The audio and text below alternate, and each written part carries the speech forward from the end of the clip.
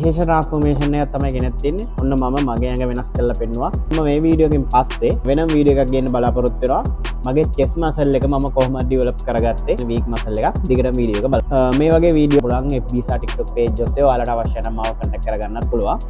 ඔයාලට transformation videos ගේන ගමන් මමත් ට්‍රාන්ස්ෆෝමේෂන් එකක් කරලා ඔයාලට පෙන්වන්න ඕනි කියලා විෂන් එක පටන් ගන්න දවසේ ෆෝන් එකේ ෆොටෝ එකක් දාලා තියාගත්තා. ජූලි 7 මම ඔයාලට ස්ක්‍රීන්ෂොට් එකක් මරන් පෙන්නන්න. මේ කිලෝ 78ට ඒ වගේම මගේ ෆැට් පර්සන්ටේජ් එක 120යි 22යි අතර තිබ්බා. බල්ක් එකක් කරලා බලන්න මගේ බොඩි එක හැසිරෙන්නේ කොහොමද කියලා. ඉතින් මම මගේ බල්ක් එකේ මම කිලෝ 78ට අරන් ආවා. නැචරල් විදිහට තමයි මම බල්ක් එක කරේ. ගොඩක් නිකල හිතන්න ගියේ නෑ.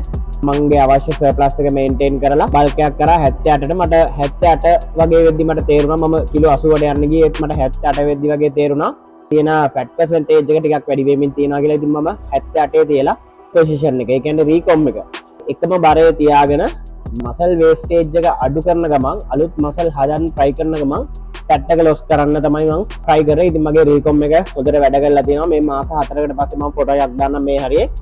ඉතාමත් හොඳ විදිහට ට්‍රාන්ස්ෆෝමේෂන් එක මම කරගත්තා. 18ට මම ෆැට් එක අරන් ආවා. වගේම මසල් මාස් එක මම ටිකක් වැඩි කරා. ඔයාලට පැහැදිලිව පේනවා ඇති මගේ chest muscle එක. මගේ තියෙන weakම muscle වලින් එකක් chest muscle එක. genetically වශයෙන් උත් ඥානමය වශයෙන් උත් මට advantage එකක් තමයි තියෙන්නේ. මගේ chest muscle එක ටිකක් මගේ අඩුයි. දැන් මම මේකට focus කරලා මගේ workout and diet හදාගත්තා.